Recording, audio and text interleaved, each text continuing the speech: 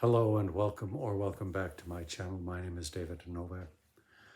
I'm going to read some poetry, starting with one of Wilfred Owen's most well-known poems, Arms and the Boy. Let the boy try along this bayonet blade how cold steel is, and keen with hunger of blood, blue with all malice, like a madman's flash, and thinly drawn with famishing for flesh. Lend him to stroke these blind, blunt bullet leads, which long to nuzzle in the hearts of lads. Or give him cartridges whose fine zinc teeth are sharp with sharpness of grief and death.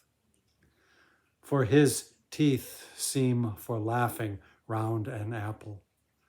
There lurk no claws behind his fingers supple, and God will grow no talons at his heels, nor antlers through the thickness of his curls.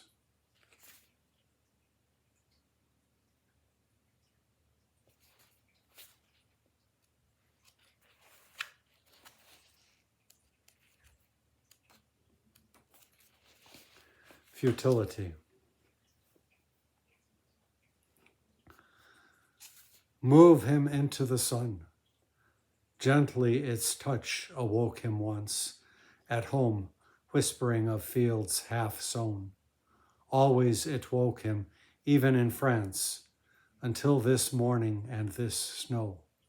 If anything might rouse him now, the kind old sun will know. Think how it wakes the seeds, woke once the clays of a cold star.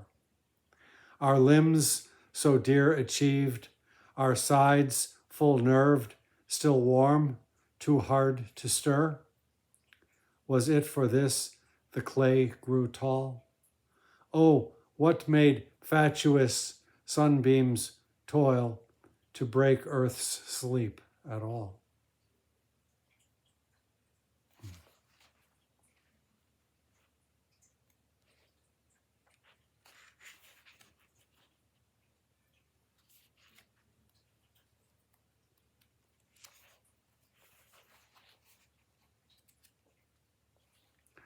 This really impacted me when I was young.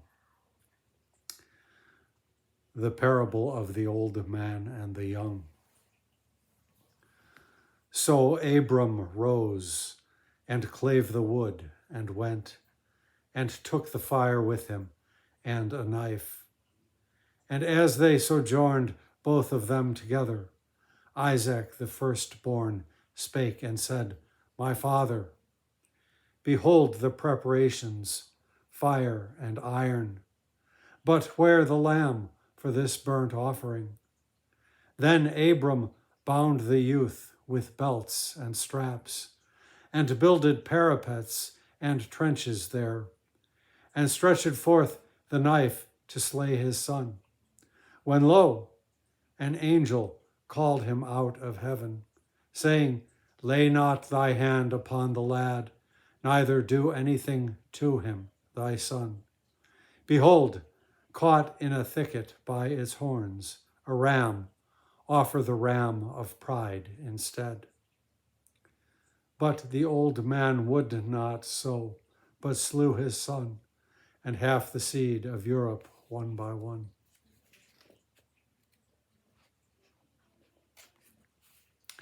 And one last, by Wilfred Owen. Soldier's Dream. I dreamed kind Jesus fouled the big gun gears and caused a permanent stoppage in all bolts, and buckled with a smile Mausers and Colts, and rusted every bayonet with his tears. And there were no more bombs of ours or theirs, not even an old flintlock, nor even a pike'll. But God was vexed, and gave all power to Michael, and when I woke, he'd seen to our repairs. Wilfred, Owen. And now, some Claude McKay. I haven't picked out anything, so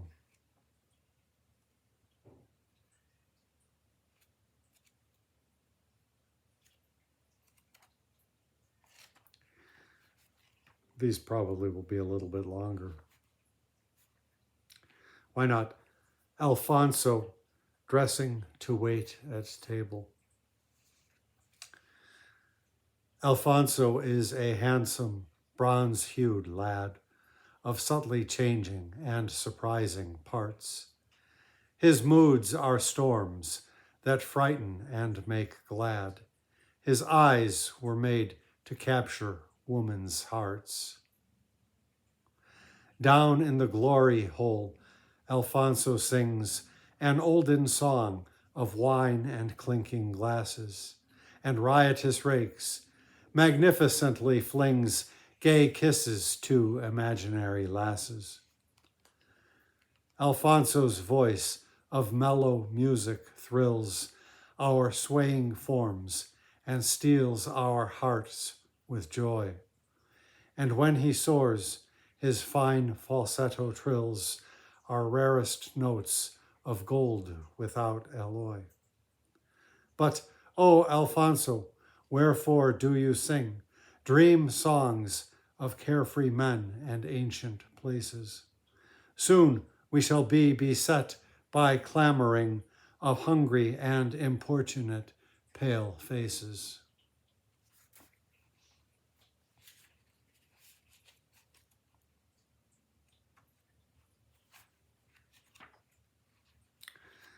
Oh, I've read this one here before, but the Spenserian lines, which I posted earlier today, included one of these lines, so I'll just refresh you on the poem by Claude McKay, titled A Prayer.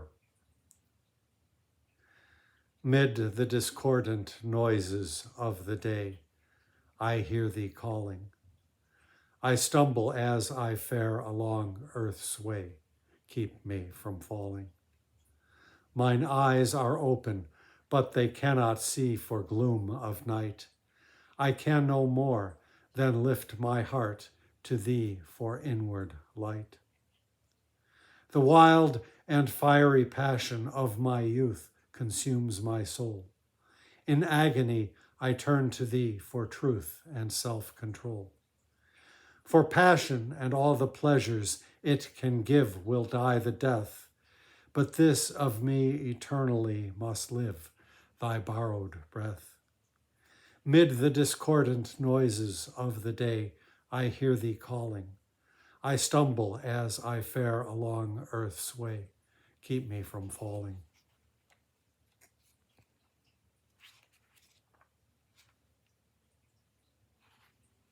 Yeah. Probably the poem that first really brought fame to McKay. I'm thinking, I don't think it was the ones from Red Summer. But if it was, this one was anthologized, I'm sure, in a way that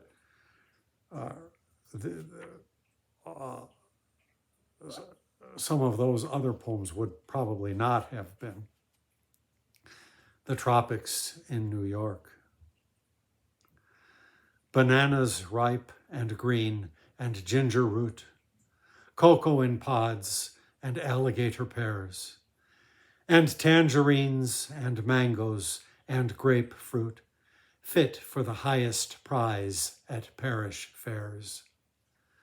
Set in the window, bringing memories of fruit trees laden by low-singing rills, and dewy dawns and mystical blue skies in benediction over nun-like hills.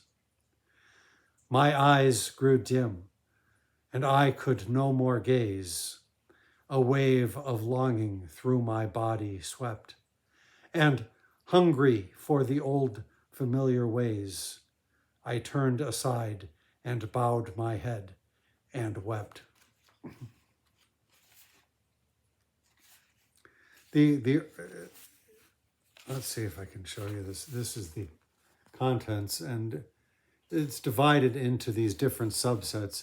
So songs for Jamaica, the early poems are, there's not, I mean, there are a few that express that kind of longing for old Jamaica. And then here's the last part. This is just really a wonderful edition with the biographical note by Max Eastman, which I mistakenly called an introduction once.